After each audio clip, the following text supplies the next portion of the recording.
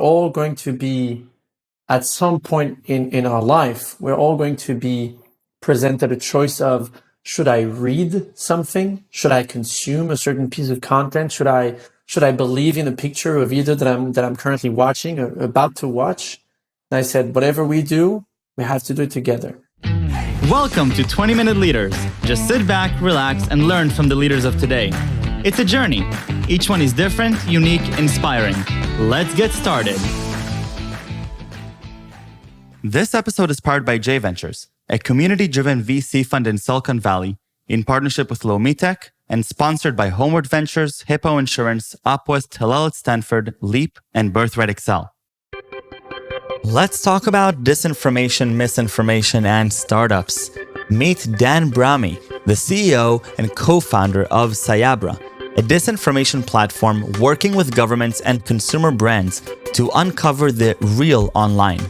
The intentional spread of false information is now prevalent in our society. Living our lives on social media makes it easier for bad actors to spread any piece of content with damaging consequences to individuals, government entities, public figures, and brands. Dan Brahmy, thank you so much for joining me talking about information and the world. I'll keep it general for now because we'll understand what that means in just a second. How are you? I'm very good. I'm super, super pumped to be here with you. We've known each other for a long time, and I've been waiting for this. I've got a lot of friends who've been on your show, and very glad to be here right now. And the feeling is very mutual, and I'm going to cut right to the chase. You know, we live in a dangerous world, and I think that this is something that you're positioned to solve with Sayabra, with some amazing people on board and some amazing investors, and yourself, of course, running the company. But really looking at the world from a prism and a looking glass of everybody's a journalist, the information is all around us. It's very difficult to understand trends. It's difficult to understand what's real and not real. And in general, we have limited abilities in managing the information that is accessible by everybody. And you're trying to make sense of that with Sayabra, working also with interesting stakeholders. And so I'm really excited to dive deep into that and to understand a little bit about your own thesis in this world. And so, Dan, thank you very much for being here. Super happy. Thank you so much. There's a million things. We need to keep it within the 15, 20 minutes, right? Because otherwise we can speak for hours. That's for sure. 100%. So exactly right. And, you know, so that with the format, so, you know, let's start a little bit high level, you know, understanding where we're at today in 2022 and what are some of the big challenges that you are passionate about that you've decided to create Cyabra to solve. You know, I think I'm going to be honest for a second here and just say the following. I stumbled upon the mission statement of Sayabra and this entire company that we created 4 years ago very randomly and very luckily. I got to know a good friend of mine named Yosef who, served 13 years in the army within the Israeli SOCOM, what we call the Special Operation Command. And we became really good friends in a former startup in which I was the first employee. And one thing led to another. And we got to the point where he was telling me about this thing where, he ran a huge information warfare department within the Israeli forces. And he was telling me that he would like to try and solve a huge issue and that there's no truth. There's only falsehood and there's only propaganda. And I was listening to this huge pitch and I was saying, listen, I don't really know what you're talking about, but it sounds like we're all going to be affected by this. It sounds like we're all going to be, at some point in our life, we're all going to be presented a choice of, should I read something? Should I consume a certain piece of content? Should I believe in a picture or video that I'm currently watching or about to watch?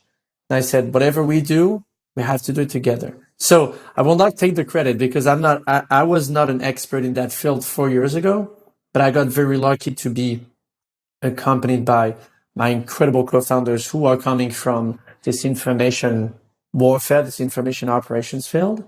And we were able to look at this entire world of what does it mean, the current state of the internet. I mean, when you think about it, there is no real transparency. There's no real transparency. When you and I are reading something, right? When you're reading a tweet, a post, or however you may phrase it, we do not understand if this has been propagated by a real, a bad, or fake author. And then the second thing that is really important is, are we facing someone with a specific intention, with a specific agenda? And we need to understand what is what's the snowball effect, right? That's all we care about. And and when we created Cyabra, 4 years ago, we said, well, we're not doing fact checking because I think there's no genuine way of automating the process of fact checking in an unbiased manner and doing it 100% automated.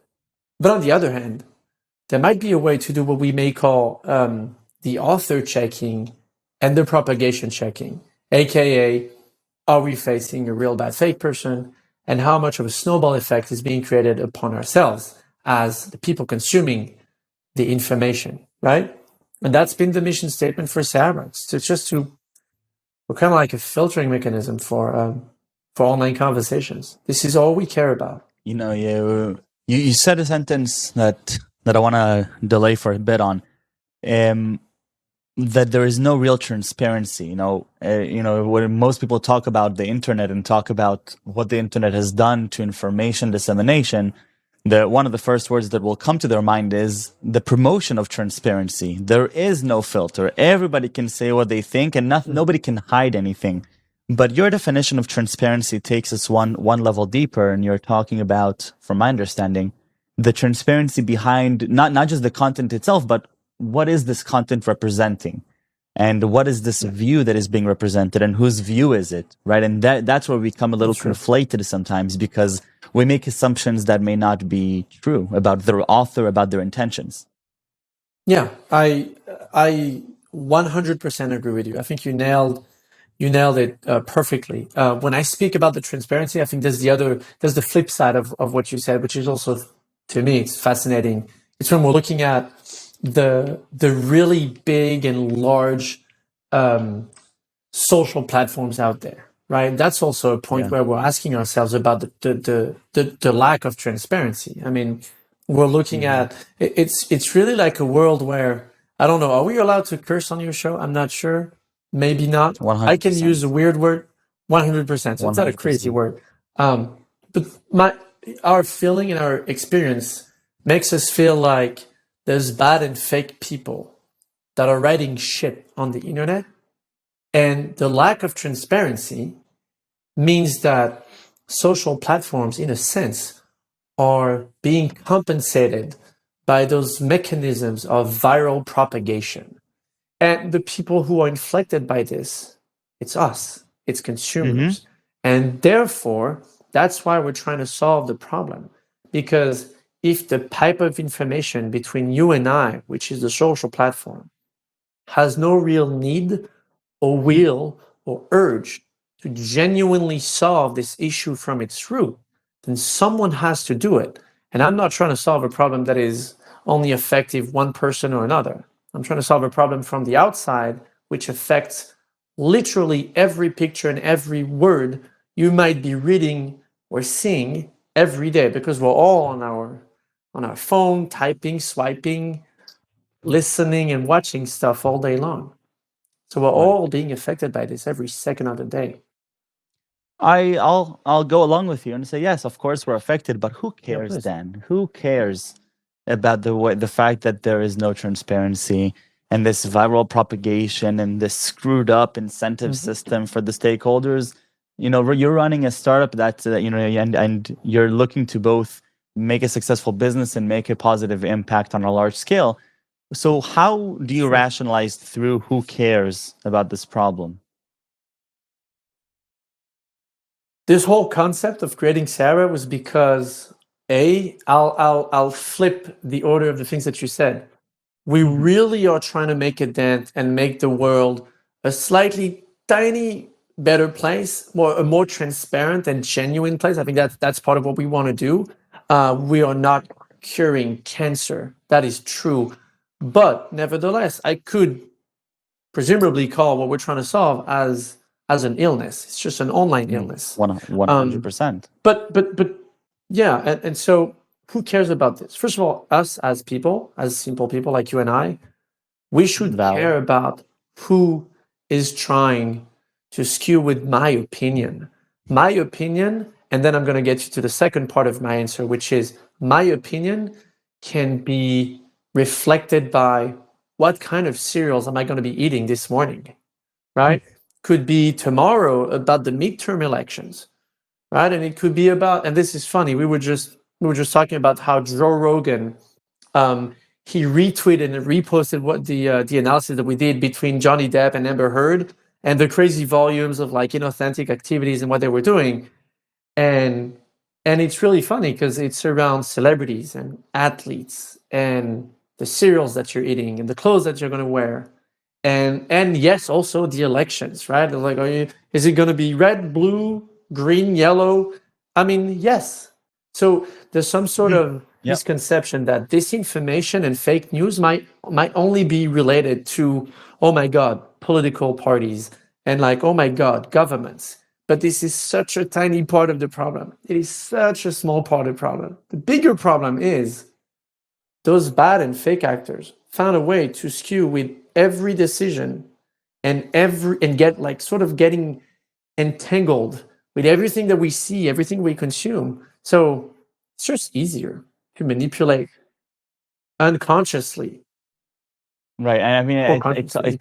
it almost sounds like it's, a lot of people get bogged down on the details of, where did this start and what's happening here. But, there's a saying that I love, it's this paradox. If everybody believes a lie, does it become a truth? Right. And this question is that hopefully not. Hopefully it's still a lie and it's still false. Maybe it's become a social norm. And part of what I'm worried about is the younger generation that, the way we look at social media today and the way it's impacting us, we have our values. We see the world through the lens of how we grew up with less technology and less social media through our upbringing. Today's generation, they're getting the most fundamental, values from the influencers they see on social media, and whether it's voice, video, which can also be deep faked, all the way to text, and so what you're touching on is actually a real issue that needs to trouble everybody, and I'm especially curious. It needs to be addressed. I'm really curious then about the how do you make a business out of it? Because in order to make significant technology progress here, you need capital and you need to show that this is actually something that can be very, very profitable. So how do you rationalize through a business plan in fake news and disinformation? Yeah. So I'm sorry. So first of all, the reason why we're here is because we were able to show the worthwhileness and the technological advancements. Sorry, thanks to the fundraising that we've conducted, all the way from Founders Fund to Our Crowd to Accomplice to Alabaster and Tau Ventures and you name it. So a lot of incredible investors that we have on our side who enabled us to build what we believe would be at some point and like become this like authentic search engine for online conversations in a way. But the short answer to your question is, how do we make money? It's really easy. We sell a SaaS product which works exactly in that way as a search engine, meaning people pay for what we call a volume-based kind of subscription, and the bigger the outcome, then the bigger the pricing tier, pretty much, right? And we usually work with the larger organizations, the larger like food and beverage, TR, like consumer-oriented brands in the world, and some like high-level public sector agencies, all the way from like the U.S. State Department as well. And that's pretty much how it works, right? It's all about what kind of volume you're going to consume over time. This is your pricing. We did not reinvent the wheel with the business model. We reinvented the wheel maybe with the approach on what information authenticity sounds like and feels like. And we sort of serve it on a silver platter. But from a business model perspective, nope, absolutely not. Right. Is this trivial for stakeholders, companies, different people who are supporting this mission, do they understand the potential here? When we created the company 4 years ago, I think I'm going to shoot myself in the foot for 15 seconds and then I'm going to elevate what I'm about to say. 4 years ago, when we started the company, it was a blue ocean, but it wasn't an ocean. It felt like a blue pond. That's what it felt really. It felt like it was like three players. We were just going around and we were saying, hey, look, it's crazy. So like the requirement, the need for education was so high.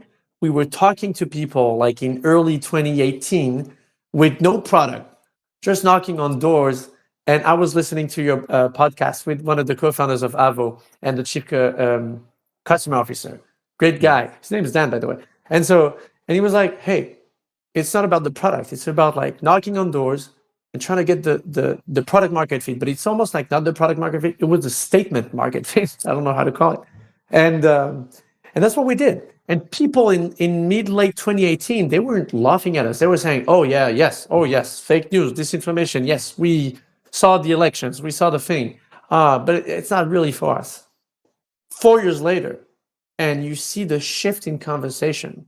We see people coming to us. We see CXOs of huge corporations coming to us and say, we understand that it's about to happen and that we are all susceptible to this crazy shift. And if we don't deal with it right now, it's not a blue pond. Now it's a blue ocean. Okay? Now it's a blue ocean. And we would like to make sure, exactly, we would like to make sure that we know how to solve it. So there's been a shift of conversation where people don't question the need. People ask for a solution before it blows up. That's where we are right now in the market. And, with regards to the question of text versus video and audio, three mediums that are, they're shifting in popularity and definitely amongst different generations, different popularities. How do you think through and even ability to create these mechanisms and these solutions for the different platforms or the different modes of communication, I should say? Right. This is an incredible question. It's actually also part of how we're looking at our upcoming 24 months of product roadmap. But at the end of the day, we started with the most common one, which is the written text, like the written content. And we know that from a vision standpoint, acting as a filtering mechanism means that we need to have an answer for every type of medium and for every type of publicly available platform that there is, so that nothing falls through the cracks, that we can help translate from it's kind of like acting as a colander between the pasta and the water, sort of, but you can't have two colanders, right? Otherwise you're missing something. You don't know. You're saying, wait, why am I still bleeding if it's still, right?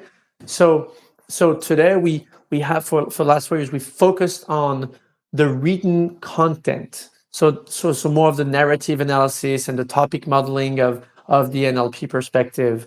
And the next step for us within the 6 to 12 months is focusing on the transcription from the visual content into written content, right? It's to say, we do know that this is a picture or a frame within a video of Joe Rogan.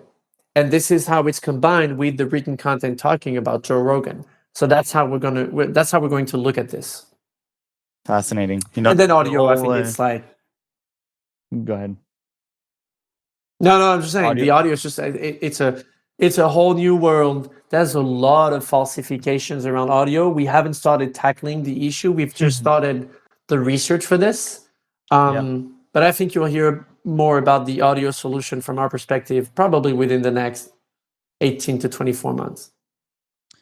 I mean, at the end, the way we consume information, it changes. We do see some clear trends and some clear signs, and I think that there is also what's even more difficult, perhaps, about audio and video is that you have an additional layer of identity, right? Where it's not just a platform that posts written content and perhaps attributes a name to it. Now you can actually hear a voice that you have emotional associations with, and you have visual cues for something that you've grown to. If I hear something, if Morgan Freeman says anything, really, I trust it, right? I mean, it's that voice is from a little kid. Right, and so now it begs the question, just like fake bots can generate fake information, fake bots can generate fake information with the voice of somebody we trust. And so I think there's just infinitely many questions to be asked here. What I do want to say, though, to conclude, is that it's fascinating what you're working on, and the problem that you're tackling is admirable. And at the end, it speaks about really fundamental elements of democracy and how do we value information, how do we structure information so that our kids and our future generations can have access to real valuable information, which is one of the most problems that anybody needs to work on. And so thank you first for your work, and thank you for the time in this episode. No, I appreciate it. It was my pleasure. Good to see you. Thank you. You too.